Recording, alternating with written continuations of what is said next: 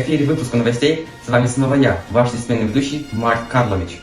Только что мы посмотрели репортаж о жизни супруг в Беловежской пуще. А теперь перейдем к прогнозу погоды. В Бресте 22 апреля будет ясно. Но только мне не ясно, где моя зарплата.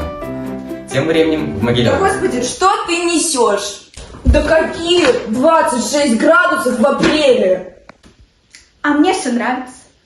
Это же глобальное потепление. А что такое глобальное потепление? Боже, дай сюда. Глобальное потепление происходит из увеличения концентрации парниковых газов в атмосфере, таких как углекислый газ, метан и диоксид азота. Эти газы создают парниковый эффект, который приводит к удержанию тепла в атмосфере и повышению средней температуры на Земле. Главные источники этих газов – это сжигание ископаемых топлив, выработка электроэнергии. Деятельность промышленности, сельское хозяйство и лесозаготовки. В результате глобального потепления происходит изменение климата. Повышение температуры приводит к изменению климатических зон. Районы могут столкнуться с периодами засухи из-за недостатков осадков.